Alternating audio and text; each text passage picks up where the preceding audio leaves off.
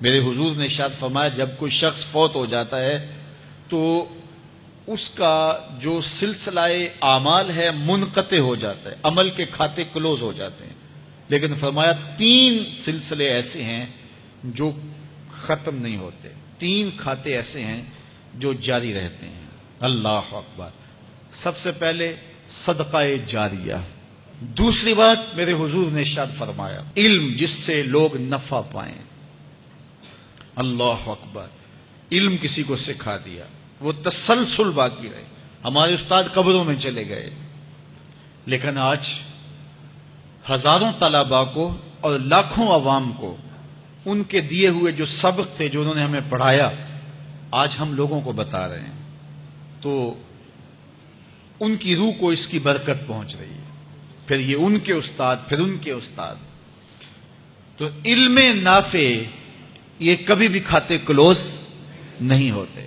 اور تیسری بات میرے حضور نے فرمایا نیک اولاد جو ماں باپ کے لیے مغفرت کی دعائیں کرتی ہے، یہ صدقہ جاریہ ہے، یہ کبھی بھی ختم ہونے والا سلسلہ نہیں ہے۔ میں کہتا ہوں کہ اولاد اگر نیک ہے، اہتمام سے دعا نہیں بھی کرے گی تو دن میں کتنی مرتبہ کہے گی ربنا اغفر لی ولوالدی، اے اللہ مجھے بھی بخش دے، میرے ماں باپ کی بھی مغفرت کر دے۔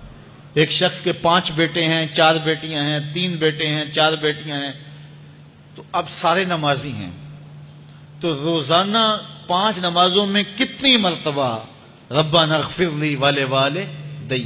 تو اولاد والدین کے لیے اسپیشل دعا کرتی ہے جو ہے وہ نماز کے اندر، اور اگر اولاد صالح نہیں ہے تو نماز کے اندر دعا کرنا تو دور کی بات ہے، چونکہ وہ نماز نہیں پڑھتی، صالح نہیں ہے، تو دعا کیا کرنی ہے؟ ایسی اولادوں کو بھی میں جانتا ہوں جنہوں نے اپنی سکی ماں کا جنازہ نہیں پڑھا، سکے باپ کا جنازہ نہیں پڑھا۔ ویسے ایک ایسے بد نصیب کو میں جانتا ہوں جس نے واقعتاً نہیں پڑھا، آیا ہی نہیں، قبرستان میں بھی نہیں آیا، لیکن بہت سارے ایسے لوگوں کو میں جانتا ہوں جو قبرستان میں آئے ہیں لیکن اپنے باپ کا، اپنی ماں کا جنازہ نہیں پڑھا، جنازگاہ میں کھڑے رہے، جنازہ نہیں پڑھا۔ آپ سوچتے ہوں گے کوئی ایسا بد نصیب بھی ہو سکتا ہے؟ میں کہتا ہوں ایسے بد نصیب لوگوں کو آپ بھی جانتے ہیں۔ یہ کون بد نصیب ہیں؟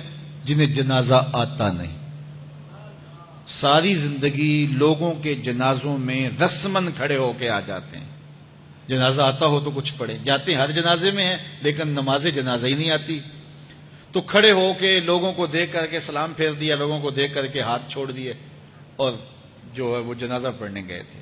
اور جب اپنے ماں باپ فوت ہو جاتے ہیں تو کیا سارے کام چھوڑ کے جنازہ سیکھتے ہیں کہ ساری زندگی لوگوں سے فراڈ کیا، دھوکہ کیا، آج اپنی سکی ماں کو دھوکہ تو نہ دوں، آج اپنے سکے باپ سے تو فراڈ نہ کروں۔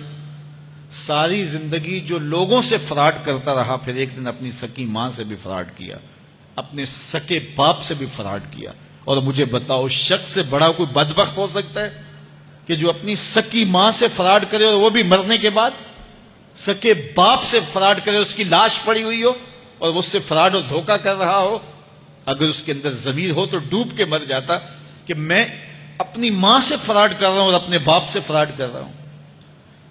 تو یہ کتنی بڑی بد نصیبی ہے کسی اولاد کی اور کسی ماں باپ کی بھی کہ اس کی اولاد بھی اس کے لیے جنازہ پڑھنے کی صلاحیت نہیں رکھتی ہے، اور وہ کتنے خوش نصیب ماں باپ ہیں جن کا جنازہ خود اولاد پڑھاتی ہے۔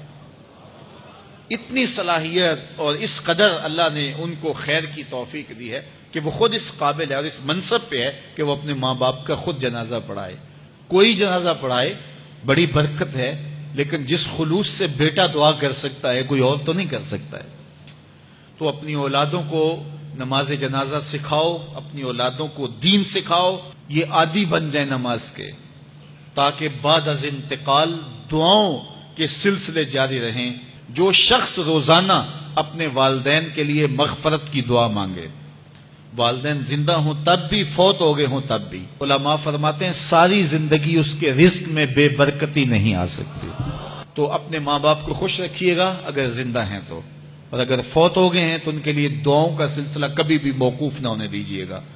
5 گانا نمازوں میں تو دعا چلتی ہی رہتی ہے، اس کے علاوہ بھی دعا مانگے۔ اللہ آپ کو، مجھے، سب کو اپنی رحمتوں کے سائے میں رکھے، ہم سب کے ماں باپ کی مغفرت فرمائے۔